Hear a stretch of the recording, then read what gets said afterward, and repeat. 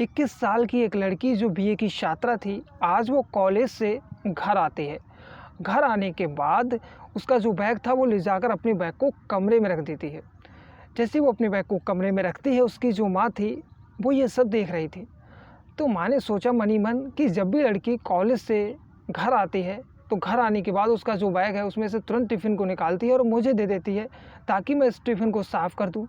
लेकिन आज लड़की ने उस टिफ़िन को अपने बैग से नहीं निकाला, तो वो मन ही मन सोचती हैं कि शायद कहीं लगता है भूल गई होगी, इसीलिए उस टिफ़िन को इसने नहीं निकाला है। तो माँ सोचती हैं क्यों ना मैं ही इस टिफ़िन को इसके बैग से निकाल लेती हूँ। तो वो जैसे ही उस टिफ़िन को निकालने के लिए उस बैग में हाथ डालती हैं, तो वो टिफ़िन की बजाय उनके हाथ में एक प्लास्टिक सी चीज़ आ जाती है। और जब वो प्लास्टिक सी चीज़ जैसे ही वो ऊपर निकाल कर देखती हैं, तो वो चीज़ देखकर वो पूरी तरह से हैरान हो जाती हैं। वो चीज़ और कुछ भी नहीं बल्कि प्रेगनेंसी चेक करने वाली मशीन थी। और जब वो प्रेगनेंसी चेक करने वाली मशीन देखती हैं, तो जाकर तुरंत अपनी लड़की से पूछती हैं, ये क्या है? तुम्हारे बैग में ये सब कहाँ से आया? तो वो पहले तो अपनी माँ को टाल-मटोल करने की कोशिश करती है, तरह-तरह की बातें बताती है। लेकिन जब माँ पूरी तरह से उसकी बातों से संतुष्ट नहीं होती, तो वो माँ जैसे-तैसे अपनी बेटी को समझाती है और बाद में उससे कहती है कि देख बेटी, अगर तू प्रेग्नेंट है तो हमें बता दे, हम तेरा अबॉर्शन करवा देंगे। लेकिन इसके बारे में बात तो ठीक-ठाक से हमें बता कि आखिर बात क्या है? लड़की इस बारे में कुछ बात ही नहीं करना चाह रही थी। वो माँ से कहती है, मुझे इस बारे में कोई बात नहीं करनी, तुम यहाँ से चुपचाप चली जाओ। तो माँ उसके बाद अपनी लड़की पर बड़ी गहराइयों के साथ नज़रें रखना शुरू कर देती है। धीरे-धीरे वक्त गुज़रता है और एक दिन अचानक वो जो लड़की होती है वो कहीं गायब हो जाती है। और गायब होने के बाद जिस अवस्था में वो लड़की मिलती है, उसे देखने के बाद लोगों को अपनी आँखों पर यकीन नहीं होता कि आखिर इस लड़की के साथ ऐसी कोई दरिंदगी कैसे कर सकता है। कहीं उस लड़की के साथ बेहद दरिंदगी की गई थी। उसके शरीर को पूरी तरह से जला दिया गया था। तो आखिर उसके साथ ऐसा क्यों होता है और आखिर उसके साथ ऐसा क्यों हुआ, वो हम जानेंगे बड़े ही विस्तार के साथ। तो नमस्कार, मैं राजेश गंगवार। आज की जो हमारी सच्ची घटना है वो है मध्य प्रदेश के खंडवा ज़िले की। वहाँ के रहने वाले बनवारी लाल, जिनकी उम्र होती है करीब 50 साल, उनकी पत्नी जिनका नाम होता है रीमा, उसकी उम्र होती है करीब 45 साल और उनकी एक बेटी थी जिसका नाम था नेहा। तो परिवार में इनकी हालत इतनी ज़्यादा ख़राब थी कि शायद जो बनवारी लाल थे, अगर वो एक दिन भी काम पर नहीं जाते तो इनके घर का जो चूल्हा था वो भी नहीं जल पाता। तो बनवारी लाल बहुत ज़्यादा मेहनत करते थे, एक्स्ट्रा मेहनत करते थे ताकि अपनी जो बेटी है उसे पढ़ा लिखा सकें, क्योंकि बेटी जो थी वो पढ़ने में बहुत ज़्यादा होशियार थी। इसीलिए उन्हें अपनी बेटी पर भरोसा था कि कहीं न कहीं ये जो बीए अभी कर रही है, उसके बाद वो लड़की जो थी वो पुलिस की तैयारी करना चाहती थी। इसीलिए वो अपने परिवार की गरीबी को मिटाना चाह रही थी।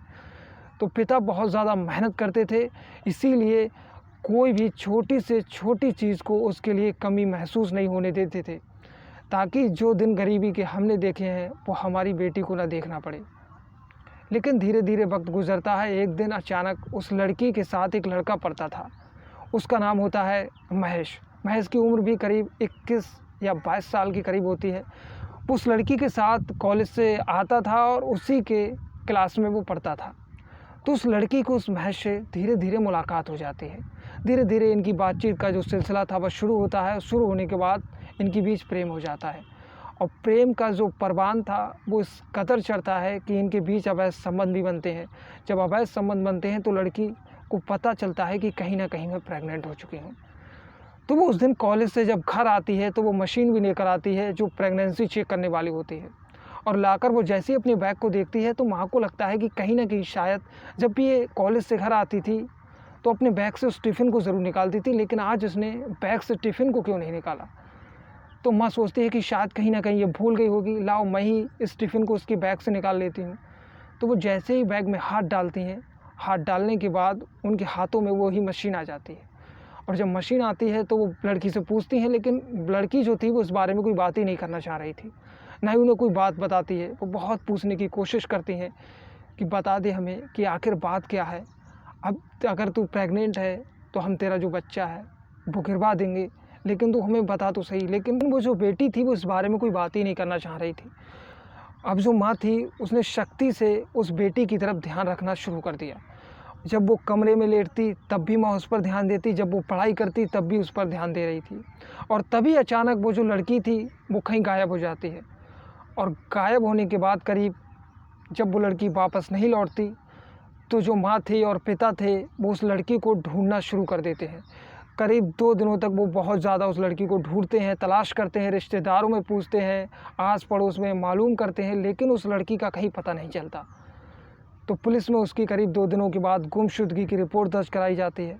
तो पुलिस वाले पूछते हैं कि आखिर 2 दिनों से जब लड़की लापता है तो तुमने आज ही उस रिपोर्ट क्यों दर्ज कराई? तो वो बताते हैं कि साहब, इसमें हमारी बदनामी का भी डर है, इसीलिए हमने लड़की की जो गुमशुदगी है उसकी रिपोर्ट दर्ज नहीं कराई, ताकि लोगों को पता चल जाए तो लड़की की अब बहुत ज़्यादा बदनामी होगी, हमारी भी बदनामी होगी कि लड़की कहीं ना कहीं भाग गई है।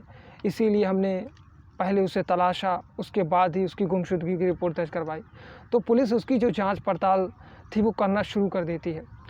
तो पुलिस उस लड़की की जांच पड़ताल कर ही रही थी कि तभी एक लड़का एक नहर से गुजरता है। और नहर से गुजरने के बाद जैसे ही वो उस नहर से जा रहा था तो उसे किसी इंसान के उस नहर में पैर होने की आशंका होती है।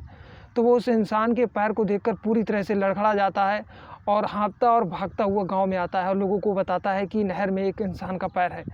तो लोग वहाँ पर जाते हैं तो वो देखते हैं कि वाकई वो जो नहर थी उसमें इंसान का पैर था।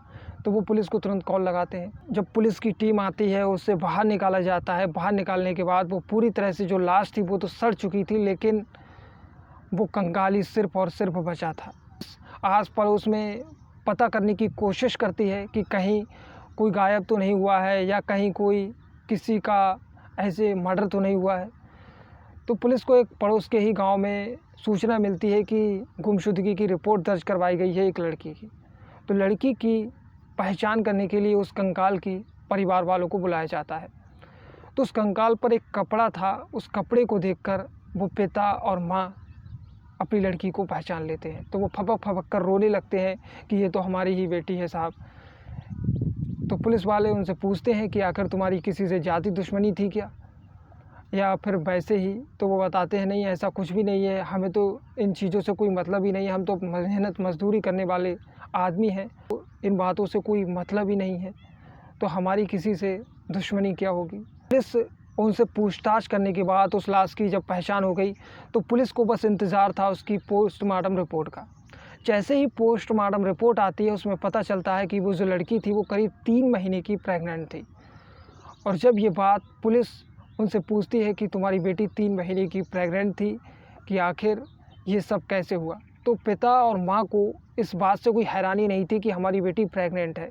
तो पुलिस को कहीं ना कहीं लगा कि जब हमने ये बात प्रेग्नेंट होने वाली इनको बताई तो इन्हें कोई हैरानी नहीं हुई, कहीं ना कहीं इसमें इन्हीं का तो हाथ नहीं।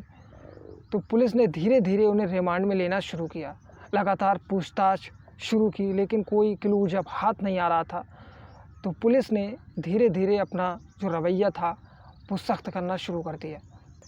जब पुलिस ने शक्ति दिखाई और जब शक्ति से पूछताछ अपने एंगल से करना शुरू किया तो वो जो माता और पिता थे वो दोनों टूट गए और दोनों पुलिस के सामने रोने लगे कि हमें भी आज अपनी बेटी को मारने का दुख है। तो उन्होंने जो कहानी बताई वो भी पुलिस को हैरान कर देने वाली थी। उन्होंने कहा जब ये स्कूल से पढ़कर आई, जब इससे पूछताछ की गई तो इसने कोई बात नहीं बताई। तो उस माँ ने जाकर अपने पति को बता दिया कि हमारी जो बेटी है वो प्रेग्नेंट है। तो जब ये बात पिता को पता चली तो पिता ने भी अपनी बेटी के ऊपर शक्ति दिखाई और उससे पूछताछ करने की कोशिश की, अगर तुम प्रेग्नेंट हो तो बता दो, तुम्हारा बच्चा जो है वो गिरवा देंगे। बेटी उनसे भी कोई बातचीत करने की कोशिश नहीं करती। तो पिता उस दिन उस पिता को बहुत ज़्यादा गुस्सा आ जाता है। पहले वो उस लड़की को पीटते हैं और पीटने के बाद उसकी गला दबाकर हत्या कर देते हैं। जब वो लड़की मर जाती है तो उसके बाद अपने भाई को बुलाते हैं और अपने भाई के सहारे उस लाश को रात में ही ठिकाने लगाते हैं। नहर में दलदली मिट्टी थी, उसी में पहले उस लाश को रखते हैं, उसके बाद ऊपर से तेज़ाब डालते हैं और तेज़ाब डालने के बाद उसे उस मिट्टी में दबा देते हैं ताकि किसी को पता ना चले कि इसके अंदर कोई लाश है, क्योंकि पुलिस या कोई व्यक्ति इसमें देखेगा भी नहीं कि इसमें कोई लाश भी हो सकती है। तो इसीलिए उन्होंने उस दलदली मिट्टी से पहले ऊपर से तेज़ाब डाला और तेज़ाब डालने के बाद उस दलदली मिट्टी से उस लाश को पाट दिया। लेकिन वो रात में जब जल्दीबाजी में बाहर आ रहे थे तो वो ये भूल गए कि एक जो पैर था वो दबाना भूल जाते हैं और वो पैर बाहर ही निकल कर सामने आ रहा था और वो साफ देख रहा था।